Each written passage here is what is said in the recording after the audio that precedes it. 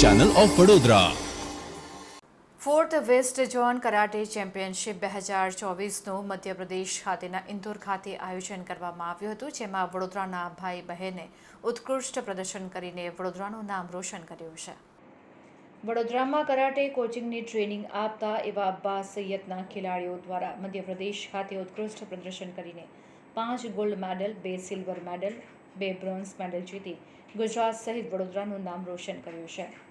ગત તારીખ 18 ઓગસ્ટના રોજ મધ્યપ્રદેશના ઇન્દોર શહેર ખાતે બાસ્કેટબોલ ઇન્ડોર સ્ટેડિયમ ખાતે વેસ્ટર્ન ઇન્ડિયા કરાટે એસોસિએશન દ્વારા વેસ્ટ ઝોન કરાટે ચેમ્પિયનશિપ 2024નું આયોજન કરવામાં આવ્યું હતું, જેમાં વેસ્ટ ઝોનમાં આવતા મહારાષ્ટ્ર, ગોવા, મધ્યપ્રદેશ, ગુજરાત, રાજસ્થાન, છત્તીસગઢ જેવા વિવિધ રાજ્યના કરાટે ખેલાડીઓએ ભાગ લીધો હતો।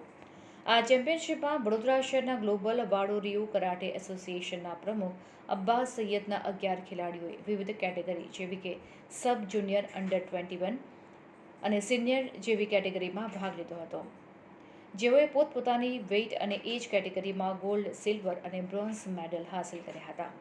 તો વધુમાં ભાઈ ઉર્વેશ સૈયદે ગોલ્ડ અને બહેન સગુફતા સૈયદે સિલ્વર મેડલ પ્રાપ્ત કરીને ગુજરાત સહિત વડોદરાનું ગૌરવ વધાર્યું છે। તો વધુમાં આવનાર દિવસોમાં દિલ્હી ખાતે યોજાનાર ઇન્ટર ઝોન કરાટે ચેમ્પિયનશિપમાં આ બંને ભાઈ બહેન ભાગ લેશે, જેની તૈયારીઓ શરૂ કરી દેવામાં આવી છે।